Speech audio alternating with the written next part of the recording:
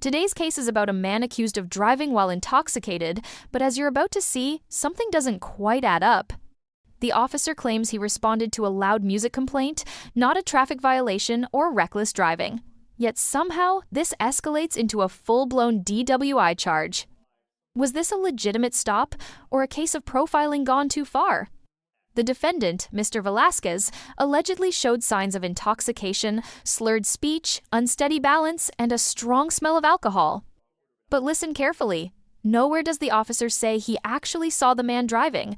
That's a major legal gap, and in the world of courtroom law, that detail could make or break the entire case. As we dive deeper, pay attention to the judge's reaction. He's about to pick apart this arrest with precision, and when he does, the courtroom falls silent. Do you think the officer overstepped?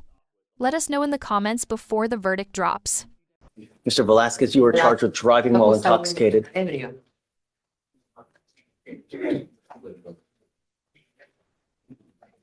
You are facing up to 6 months in jail and/or a $2,000 fine. Yes, Judge. On March 1st, 2025, the officer responded to a loud music complaint from a vehicle at Main Street, South Houston, in Harris County, Texas. The officer made contact with the defendant, who displayed slurred speech, a strong odor of an alcoholic beverage, and very poor balance.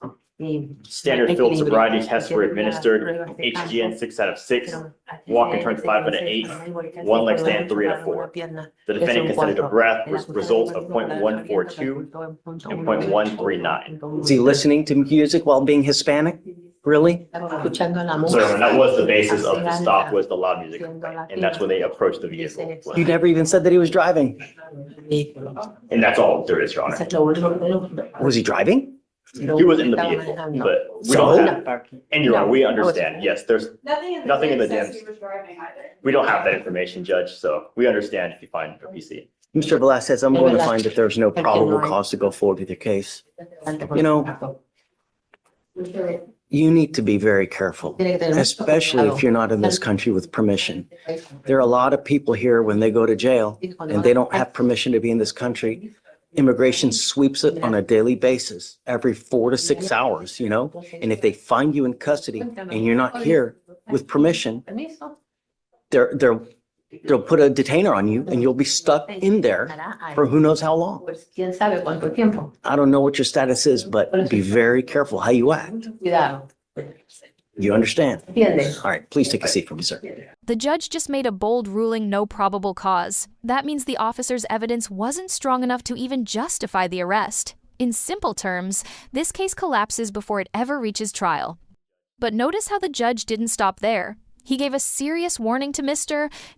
Velasquez, a reminder that even when you walk free, poor choices can have lasting consequences, especially if your immigration status isn't secure. It's a mix of justice served and a wake-up call for personal responsibility. Cases like this show the razor-thin line between legal authority and overreach. One missing piece of evidence can change everything, from a jail sentence to complete dismissal. If you found this case as surprising as we did, hit that like button, share your thoughts below, and subscribe to Courtroom Authority for more real courtroom moments where judges expose the truth behind every verdict.